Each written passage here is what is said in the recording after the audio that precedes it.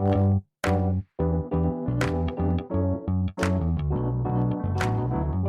by Riverside.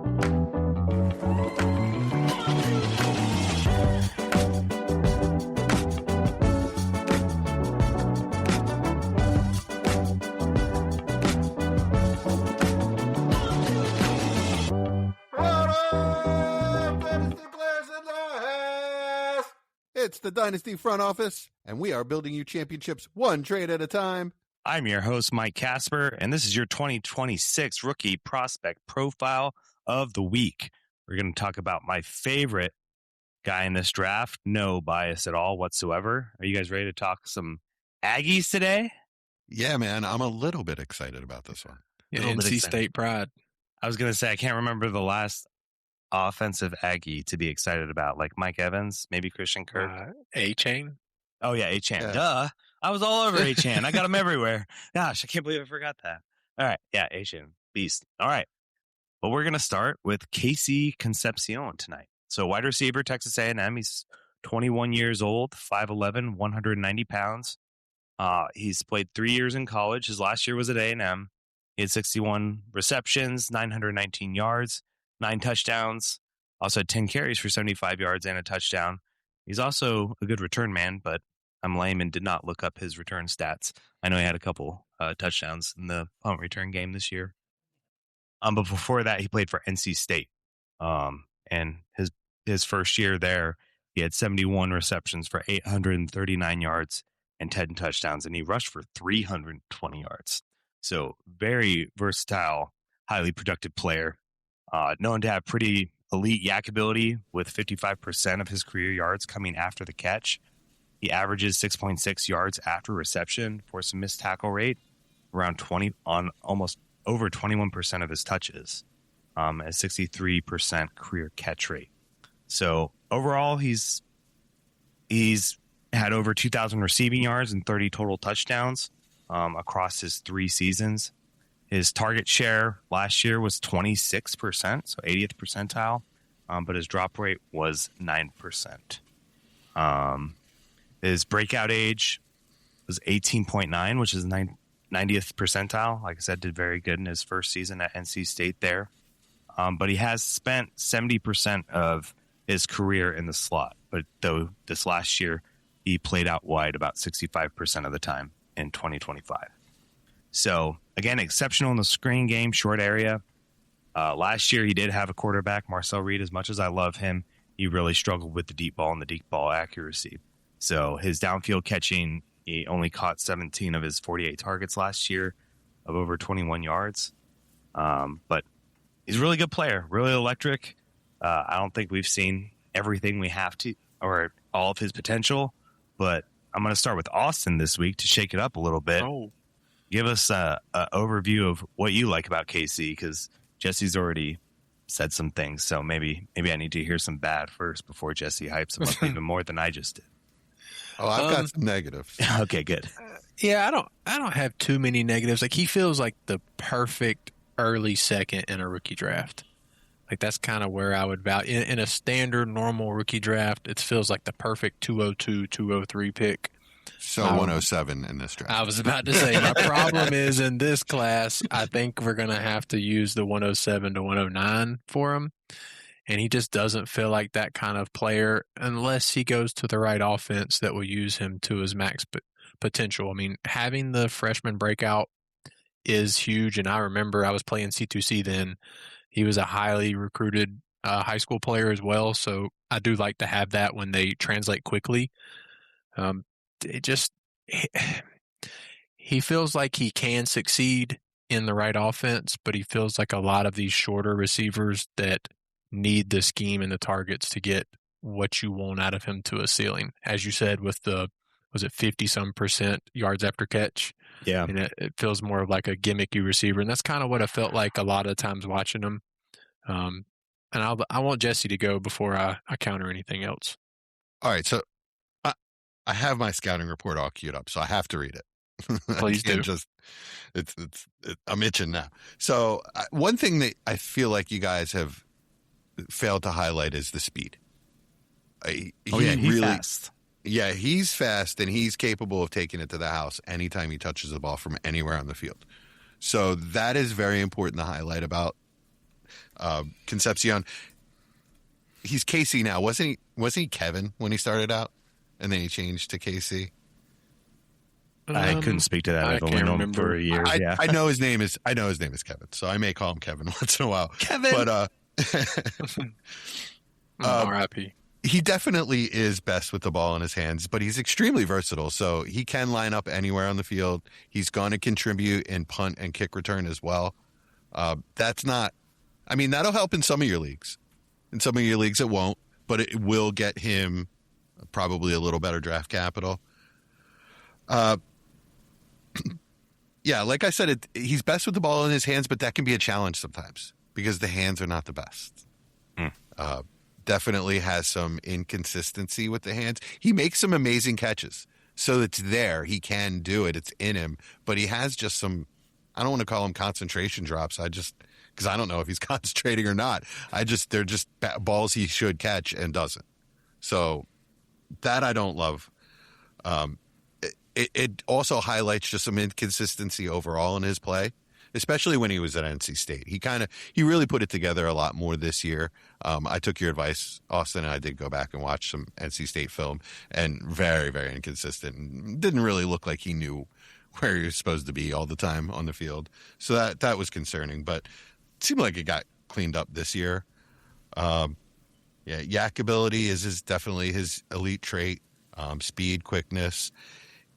He's not really a precise route runner. There we go, so, Jesse. Nice. In that way, a lot of his game reminds me of DJ Moore. Kind of an athlete, kind of a dog. Isn't really where he's supposed to be all the time. Some inconsistencies in the game. If that's his ceiling, I really like him a lot. All right. What about you, Chad? What do you like about his game, and what concerns you? Let's start talking more of the negative. Well, one of the most concerning things are the drops, right? And Jesse touched on those, but it's the one thing that he's been consistent in his entire time in college. All 3 years he's had over 5 drops. The last 2 years he's had 7 per season. So it's not like, in the drop rate, the last 2 years are both above 10%. So it's rough. It's rough. One, I do want to touch on, like, the NC State film that you guys were mentioning that did look a little bad. I mean, I think that might be 2024 you guys are watching, because in 2023 he was pretty good. Yeah, it was 23. I thought I liked it. That's why I told you to watch it. Okay. Yeah, 24. 24, yeah. He was rough in 24. Yeah. But it's also like the usage was weird. I think he was kind of acclimating to an extended role. And then he got back to form in 25, but 23 and 25 were really, really good years for him. What I did like this year is that he did show a little bit more flexibility in how he's deployed. Slot percentage went down from 82% in 2024 down to 30, in my notes here, 35% in 2025. So it's a massive difference, for him. That's true wide receiver potential as far as, him being able to line up wide, which was 65% this past year. The other thing that really helps me kind of contemplate his role being extended and him able to look like a normal everyday wide receiver 2 in the league, because that's kind of what I project him as. His catch and traffic's been pretty good. Like he's been able to come up with balls that you don't really think he should, especially when you consider the size and also his ability to just drop random passes every so often. So it's pretty impressive. His catch and traffic success rate this past season was 66%, almost 67%, and that's up from the previous year. It was at 33%. So that's the dog in him that I was talking about.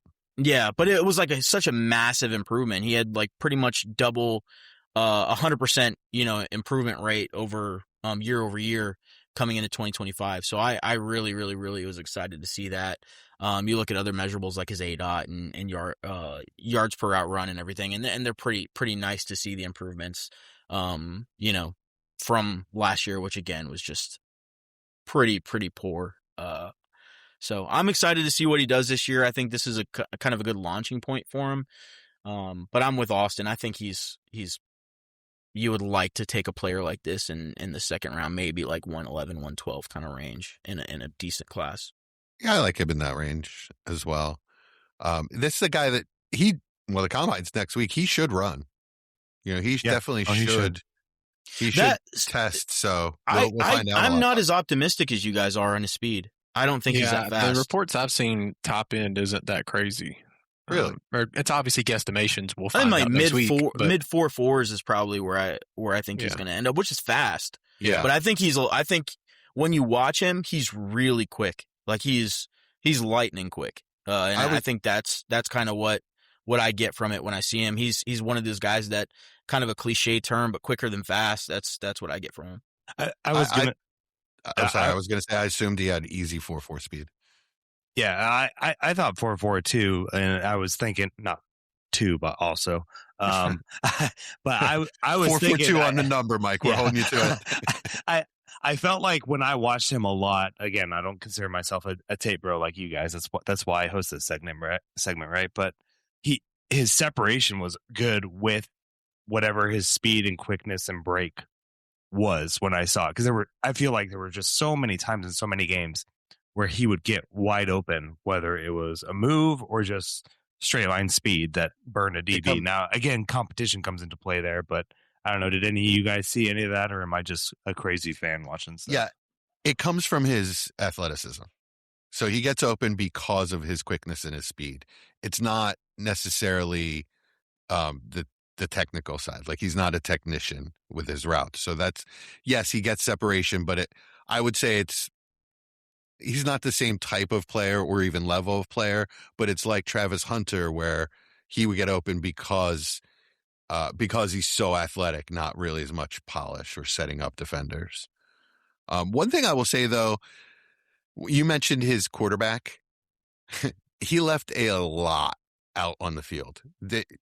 There were a couple of times, more than a couple of times. I think it was a Notre Dame game in particular. What was the game where he had 200 yards? I'm pretty sure that was the Notre Dame game, actually. He was open deep numerous times in that game, and it wasn't blown coverage. He got open deep, and then just the quarterback couldn't get him the ball.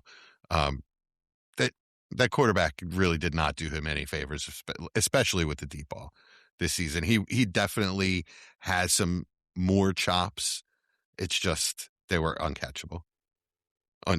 I don't want to say that he's like, Henry Ruggs out there or anything, but he definitely can get open deep.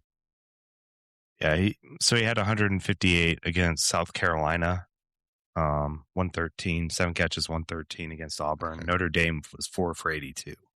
Okay, he had a lot of misses on Notre Dame. I guess Jesse said DJ Moore. What are some other comps for you guys? Austin, Chad, is there anyone that kind of sticks out or close? Last week I said similar to Rashid Shaheed, and I'm kind of going to stick with that. I think that's the kind of player that we want him to be in the NFL. I do think he's a little bit better on the short intermediate route, coming out of routes than Shaheed was, and Shaheed probably has a little bit higher top end speed. I was going to say he's a little more straight line. The player type is that they're similar to me. Okay. Gotcha. Chad, is there anyone that comes to your mind comparable to, or is there somewhere maybe you'd like to see him go in the draft? I'd like to see him. I'd like to see him with Seattle. I think that'd be a good replacement for Shaheed. I think he kind of fits what they're looking for, obviously, if they brought him in. Yeah. And I think he is potentially leaving this offseason, right? If not, he's a free agent. Yeah. He's a free agent. So, yeah, I think that'd be a good spot for him. I was going to say the Rams, a couple picks before them, because their return game obviously cost them in the playoffs, and he's good in that area too. And Devontae Adams is old, and Puka's tank his value for a year. For a season, yeah, I think so, absolutely. But at the same time, like, people are going to be excited for what Stafford could do, and the offense I don't know if I don't think it tanks it, but I could see. Don't expect much at the beginning of the year. I mean, if they take him in the first, it's not going to tank it too hard because Yeah. I mean, we just saw with Igbuka 29. what happened with Igbuka in year one with the crowded room. So I would be floored if they took him in the first. there's a lot of buzz about him being a first round receiver. Yeah, just the Rams in particular. Yeah, I wouldn't be floored if he went in the first. I kind of expect it. I'll see how he tests. I don't feel like he should be, but this class is, you never know where people are going to go after the top 10. I think Kuiper just said he expects 6 wide receivers to go in the top 50. Yeah, that's what Daniel Jeremiah had 6 in the first round. Wow. Yeah, maybe it was Holy Jeremiah. smokes. Maybe it was Jeez Jeremiah that Louise. said it, actually. Because Yeah. I've been listening to him, too, yeah. And really, Dan Brugler has 16 in the top 100, I think. Yeah, I think he goes in the first round. I think he's probably the 5th wide receiver off the board.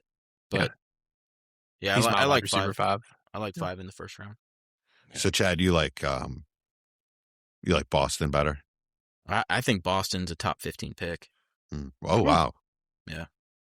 And Austin, let me guess, you like Omar Cooper? Yep. Okay. I think out of the second tier wide receivers, Concepcion's my favorite at the moment. Where would you have taken him if he were in last year's draft with where the rookies were going? Is he, again, early second, kind of like what you're 4. talking about? 204, Yeah. 205. That's where more of a Golden. mid-second That's where Golden was going. Was he going after? Take him after No, it would Golden. be after Golden. after Golden, yeah. In that tier with Trey Harris, Burden, Besh, in that tier. Okay. Yeah, and depending on the draft capital. Yeah. I mean, if he goes in Probably. the first, then he probably jumps up Before those right where guys. Golden is. Was that 112, 2-1 kind of range? I think so too. Gotcha. Cool. Anything else we need to know about KC Concepcion, guys? I like him more than I like Luther Burden. That does not say anything. It's not saying much. That's actually kind of and Austin's probably going to kill me for this, but I got a lot of vibes, that Yeah. are very similar to Luther Burden. I can with see KC that, actually. Concepcion. Yeah, So I would They're not the disagree same. with you. They're not the same size, but their games are kind of similar. Yeah, very. I mean, they're pretty similar. They're pretty Yeah. similar. I think that's really fair, which is, Okay. I mean, I don't have a problem with that at all, to be honest. Gotcha. All right, sweet. Well, next week we are going to be reviewing Jadarian Price. So finally getting back into the running back room. And that'll be the end of it for our rookie prospects. The last Will it? running back. The last running back, yeah. We're not going to do Jonah Coleman or Emmett Johnson. We'll see after next Yeah, week. I'm After sure we the- will. Yeah. We'll Who do do they something play like for? that. After the combine, we may have to do 1 or 2 of them. Yeah. All right, Kevin, get on the jugs machine. Yeah. All right. Well, this has been your 20. Ladies and gentlemen, He cut me off. welcome cut to me the off. front office. Go ahead. I'm man. just kidding. This has been Well, your 20. Now it's awkward. Oh, I was going to say it again. The Thanks. dynasty Yeah. clock is ticking. From the heart of the startup draft to the championship throne, one crew rules the long game. Give it up for the undisputed architects of empire. At least we're on brand. Dynasty!